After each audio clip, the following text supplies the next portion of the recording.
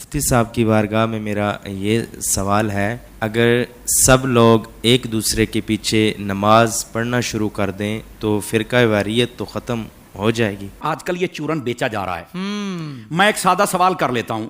پہلی بات، کیا قرآن و حدیث میں کہیں پر یہ موجود ہے حکم کہ اگر سب ایک دوسرے کے پیچھے نمازیں پڑھ لیں تو یہ ختم ہو جائے گا کام؟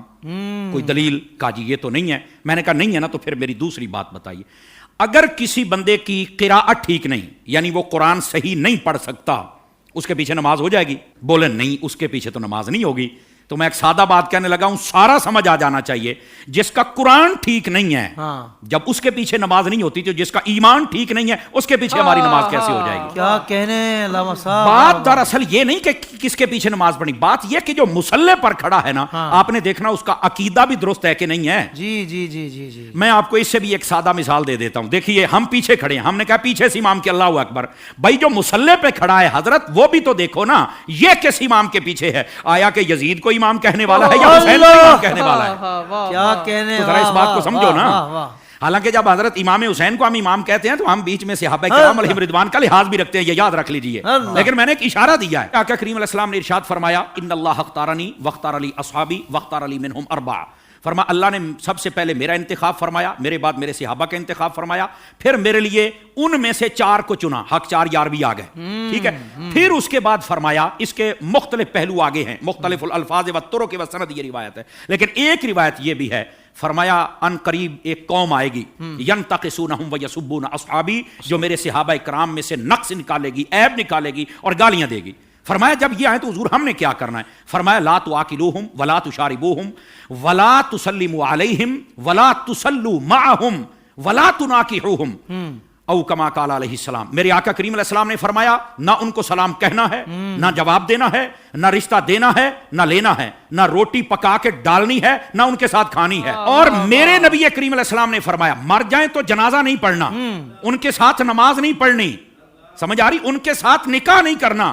تو میں نے کہا یہ ہمیں چورن مت بیچو، ہم نے حضور کی حدیث پڑھی ہوئی ہے۔ اگر کوئی چاہتا ہے کہ ہمارے سامنے کھڑا ہو کر ہمارا امام بنے، امام بننے سے پہلے بندہ بن کے مجھے یہ بھی بتائے تیرا نبی کے بارے میں کیا عقیدہ ہے، تیرا صحابہ کے بارے میں کیا عقیدہ ہے، تیرا افضلیت صدیق اکبر بکار بارے میں کیا عقیدہ ہے، تو کل صحابہ کو جنتی مانتا ہے یا نہیں مانتا، تو نبی پاک کی اہل بیت کے بارے میں کیا کہتا ہے، یہ سارے عقیدے مجھے بتا دے، میں تیرے پیچھے کھڑا ہو کے نماز پڑھ لوں گا۔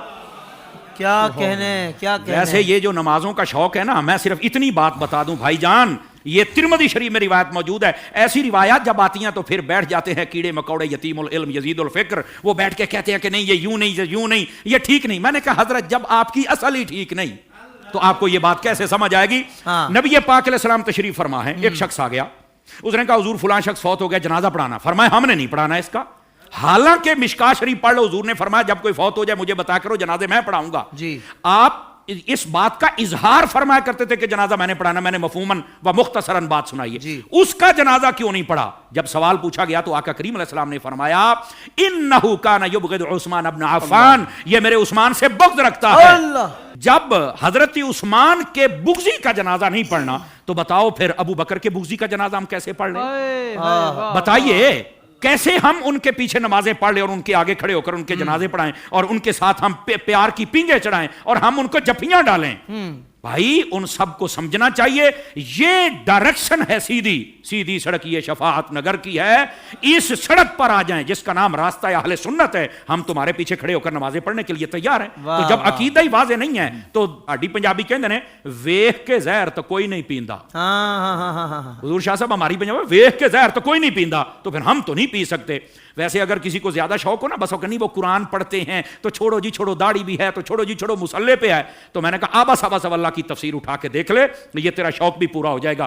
حضرت حافظ صاحب ہوا یہ کہ حضرت فاروق اعظم کا زمانہ اقدس ہے، ایک قریب محلے میں امام آ گیا، اس کو نماز کے لیے ہر نماز کے اندر جب وہ قرات کرتا ہے تو آبا صاحب تولا پڑھتا ہے۔